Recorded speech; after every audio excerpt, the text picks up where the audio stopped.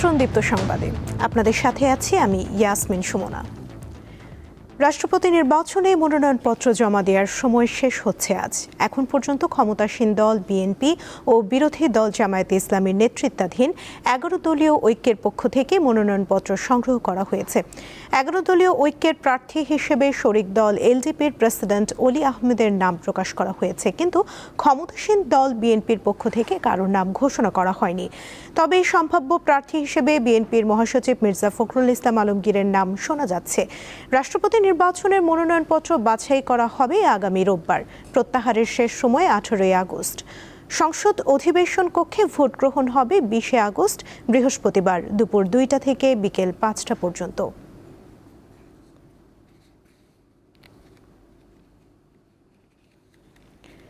সরকার অত্যাবশ্যকীয় ওষুধের তালিকা ও ওষুধের মূল্য নির্ধারণ পদ্ধতি বাতিল করে, এই নিয়ে মিশ্র প্রতিক্রিয়া রয়েছে। চলতি বছরের জানুয়ারিতে অন্তর্বর্তী সরকার অত্যাবশ্যকীয় ওষুধের যে তালিকা ও মূল্য নির্ধারণ করেছিল তা যথাযথ নিয়ম মেনে হয়নি বলে জানান বিশ্লেষকরা। তারা বলছেন, এখন প্রয়োজন জনগণের স্বার্থে ওষুধ কোম্পানিগুলোর সঙ্গে আলোচনা করে নতুন দাম নির্ধারণ করার। জনস্বাস্থ্য বিবেচনায় স্বাস্থ্য ও পরিবার কল্যাণ মন্ত্রণালয় 1994 সালের আদেশে দেশে উৎপাদিত মোট 117টি অত্যাবশ্যকীয় ওষুধের মূল্য নির্ধারণ করে দিয়েছিল। এই ওষুধগুলো বিভিন্ন সংক্রামক রোগ, পরিপাকতন্ত্র, উচ্চ রক্তচাপ, ডায়াবেটিস, স্নায়ুরোগ ও মানসিক স্বাস্থ্য সহ আরও অনেক কারণে ব্যবহার হয়। পরবর্তীতে ধাপে ধাপে এই তালিকা বড় হয়ে সর্বশেষ অন্তর্বর্তীকালীন সরকারের সময়ে মোট ওষুধের সংখ্যা দাঁড়ায় 295টিতে। কিন্তু বর্তমান নির্বাচিত সরকার আসার পর গত 3 আগস্ট মন্ত্রিসভার বৈঠকে অত্যাবশ্যকীয় ওষুধের তালিকা 2026 এবং ওষুধের মূল্য নির্ধারণ পদ্ধতি 2026 বাতিলের প্রস্তাব অনুমোদিত হয়।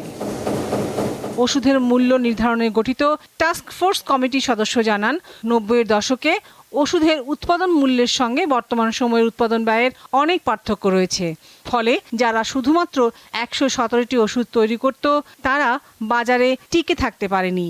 দেখেন যে 2016 বা 17 সালের পর থেকে আর টোটালি কিন্তু কোনো প্রাইস রিভিউ হয়নি। ফলে অনেকেই কিন্তু এই প্রোডাক্টগুলো যারা তৈরি করে তারা তাদের ন্যায্য প্রাইসটা পায় না এবং তারা আসলে প্রোডাকশন করতে গিয়ে লসের সম্মুখীন হয়। কিন্তু যারা আরও বেশি প্রোডাক্ট তৈরি করে তারা ক্রস সাবসিডাইজ দিয়ে এই প্রোডাক্টগুলো কেউ তৈরি করে। এগুলো দেখেন যে 117টা ক্যাটাগরি বেশিরভাগ প্রোডাক্ট কিন্তু এখন বাজারে পাবেন না। মূল্য নির্ধারণের আগে আরও আলোচনার প্রয়োজন ছিল বলে জানান তিনি। বাদ দেওয়াতে যেটা হয়েছে সেটা হচ্ছে যে পুরোটাই বাদ গেছে। পুরোটাই বাদ গিয়ে যেটা হতো সেটা হচ্ছে যে হ্যাঁ, ওই জিনিসটা আবার যদি একটা রিভিউ সুযোগ থাকতো যে না হ্যাঁ এটা হয়তো ওষুধ কোম্পানি বা সংশ্লিষ্ট যারা আছে তারা হয়তো এটাকে পুরোপুরি এটাকে চাচ্ছে না, তো সেটা একটা রিভিউ হতে পারত। অন্তর্বর্তীকালীন সরকারের সময়ে এই মূল্য নির্ধারণে বিদ্যমান আইন মানা হয়নি বলে জানান এই জনস্বাস্থ্য বিশ্লেষক। বিদ্যমান আইন অনুযায়ী একটা কমিটি উপদেষ্টা কমিটি থাকে, সেই কমিটির মাধ্যমে ওষুধের মূল্য নির্ধারণের একটা প্রক্রিয়া হওয়ার কথা, যেটার সঙ্গে ডিজিডিএ জড়িত থাকে এবং সকল ওষুধের সকল অংশীজনকে, ওষুধ উৎপাদন, বিপণন ইত্যাদি সকল অংশীজনকেই ওই টাস্কফোর্সের আওতায় আনা দরকার ছিল, সেটা তারা করেনি।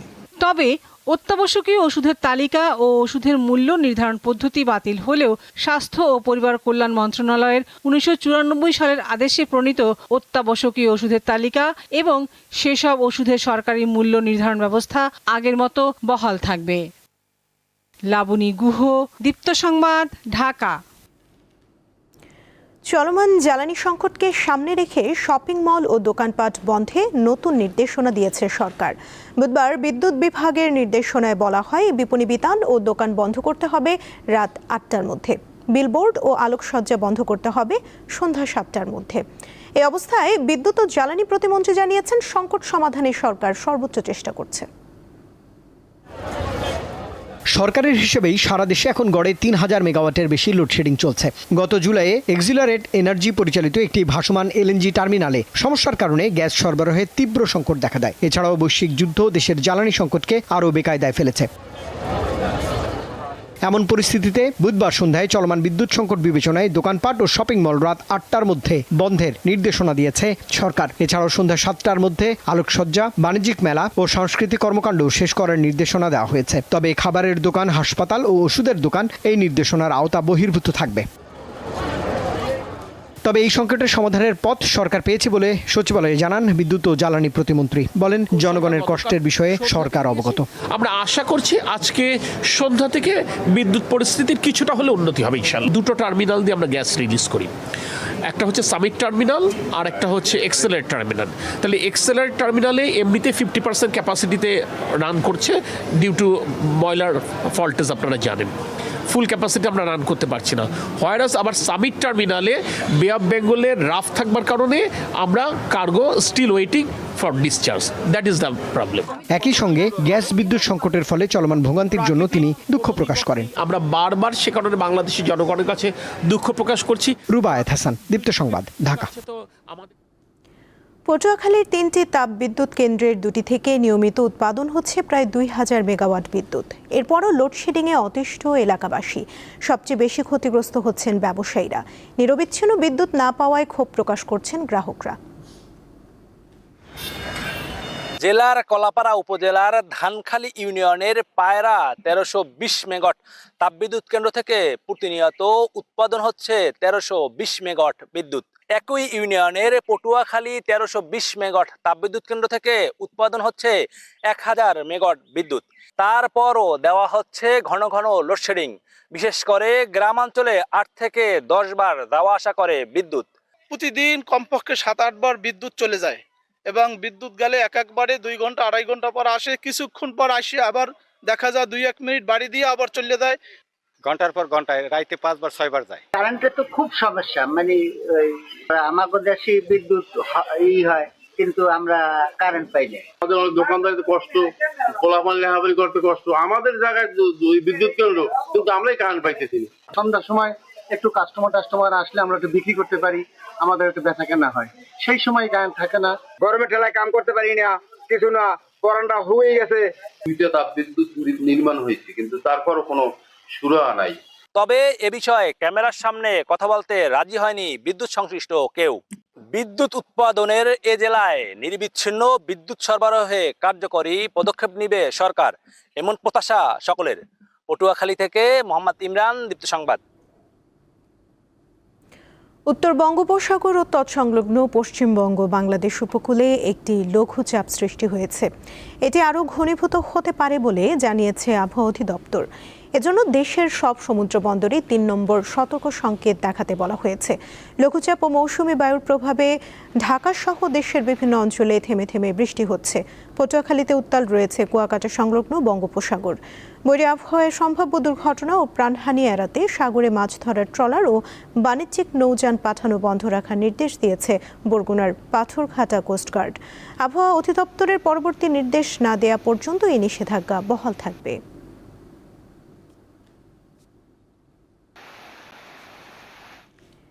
খাগড়াছড়িতে 24টি গুইসাপ সহ একজন নারীকে আটক করা হয়েছে। উদ্ধার করা গুইসাপের মধ্যে 14টি মৃত ও 10টি জীবিত। বন বিভাগ জানায়, বুধবার রাতে একটি টহল দল অভিযান চালিয়ে 5টি বস্তায় গুইসাপগুলো উদ্ধার করে। জীবিত গুইসাপগুলো উদ্ধারের পর আলুটিলার গহীন অরণ্যে নিরাপদ স্থানে অবমুক্ত করা হয়। আটক নারীর বিরুদ্ধে বন্যপ্রাণী সংরক্ষণ ও নিরাপত্তা আইন অনুযায়ী ব্যবস্থা নেওয়া হচ্ছে। বন বিভাগ জানিয়েছে, বন্যপ্রাণী পাচার ও অবৈধভাবে শিকার বন্ধে এই ধরনের অভিযান অব্যাহত থাকবে।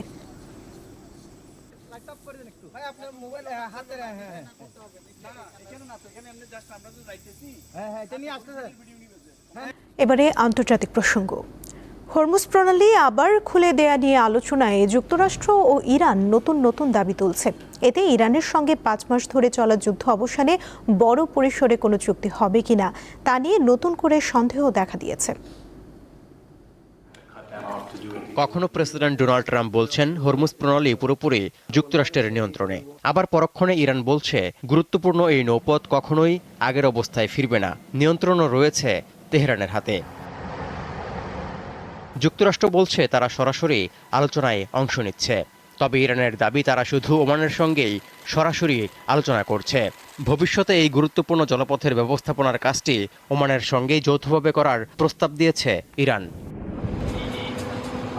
এমন পরিস্থিতিতে যুক্তরাষ্ট্র সব শর্ত পূরণ না করলে হরমুজ প্রণালী কিছুতেই পুনরায় খোলা হবে না বলে সাফ জানিয়ে দিয়েছেন ইরানের ন্যাশনাল সিকিউরিটি কাউন্সিলের সচিব মোহসেন রেজাই। এর জন্য সমঝোতা অনুযায়ী চিরতরে যুদ্ধ বন্ধ ও অবরোধ তুলে নিতে হবে যুক্তরাষ্ট্রকে। এছাড়া ফেরত দিতে হবে ইরানের জব্দকৃত সম্পদ, পাশাপাশি পুরো অঞ্চলেই যুদ্ধবিরতি কার্যকরের নিশ্চয়তা দিতে হবে ওয়াশিংটনকে। এমন উত্তেজনার মধ্যে বিশ্লেষকরা বলছেন, হরমুজ প্রণালী সংক্রান্ত সংকটের সমাধান না হওয়া পর্যন্ত দুদেশের মধ্যে বড় পরিসরে শান্তি আলোচনা আবারও শুরু হওয়ার সম্ভাবনা খুবই কম। তৌহিদুর রহমান, দীপ্ত, বার্তাকক্ষ। ঐতিহাসিক এক পূর্ণগ্রাস সূর্যগ্রহণের সাক্ষী হল ইউরোপ, আটলান্টিক মহাসাগরীয় অঞ্চল ও উত্তর আমেরিকার মানুষ। 1999 সালের পর এবারই প্রথম ইউরোপে পূর্ণগ্রাস সূর্যগ্রহণ দেখা গেল। আর স্পেনের মূল ভূখণ্ডে 1 শতাব্দীর বেশি সময় পর দেখা গেল এমন গ্রহণ। ফলে গ্রহণ দেখা নিয়ে স্পেনের বিভিন্ন এলাকায় কয়েকদিন ধরে চলে নানা আয়োজন। বুধবার দেশটির উত্তরাঞ্চলের কাস্তিয়া ও লেওন অঞ্চলের বুর্গোস শহরে স্থানীয় সময় বিকেল 5:34 পূর্ণগ্রাস সূর্যগ্রহণ শুরু হয়। স্থায়িত্ব ছিল 2 মিনিটের কম। রাশিয়া ও গ্রিনল্যান্ডের কিছু এলাকায় তা ছিল প্রায় 2.5 মিনিট। তবে আংশিক গ্রহণটি প্রায় 1 ঘন্টা 45 মিনিট স্থায়ী হয়। Then its shadow passed over the UK. It has not been in total darkness, speechless as the light simply vanished, then returned in a blaze of almost 96% coverage. যুদ্ধ অবসান কিংবা চুক্তির বিষয়ে যুক্তরাষ্ট্রের প্রেসিডেন্ট ডোনাল্ড ট্রাম্পকে বেশ বিভ্রান্তিতে ফেলেছেন ইরানের নেতারা। তাদের কৌশল বুঝতে অনেকটা হিমশিম খাচ্ছেন মার্কিন প্রেসিডেন্ট। ইতিহাস ঘাটলে দেখা যায় শুধু ট্রাম্প নন, আরও অনেক মার্কিন প্রেসিডেন্টকে গোলক ধাঁধায় ফেলেন পারস্যের দেশটি।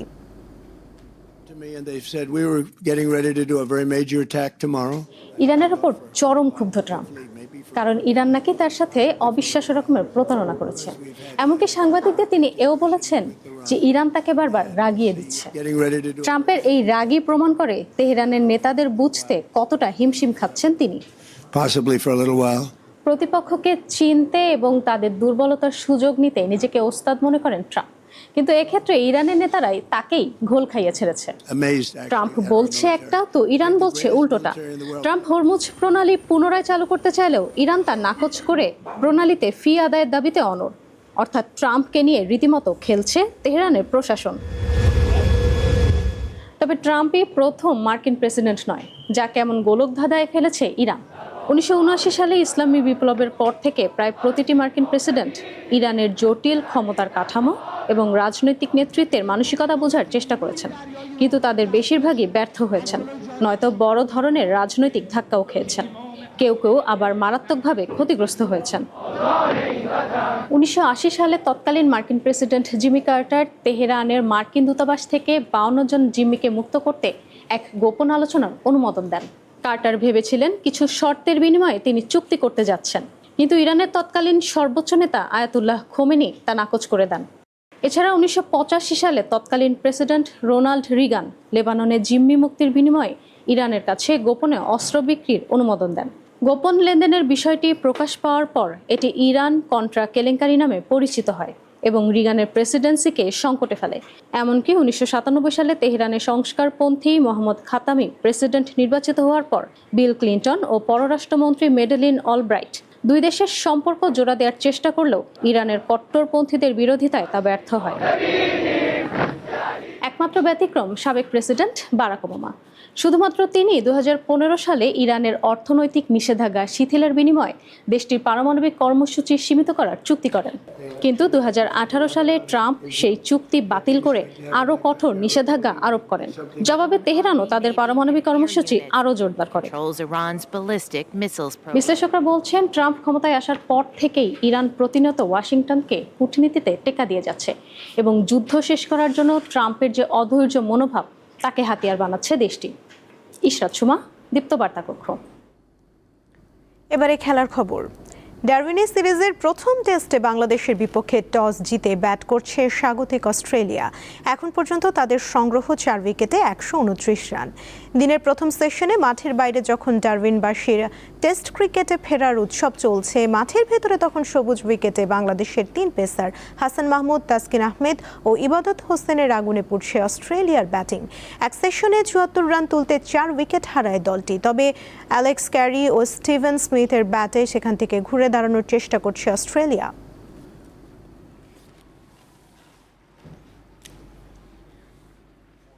এই ছিল এখনকার মতো। পরবর্তী সংবাদ বেলা 12টায় দেখার আমন্ত্রণ রইল। এছাড়া আরও তথ্য পেতে যুক্ত থাকুন দীপ্ত ডিজিটাল প্ল্যাটফর্মের সাথে। ধন্যবাদ সবাইকে।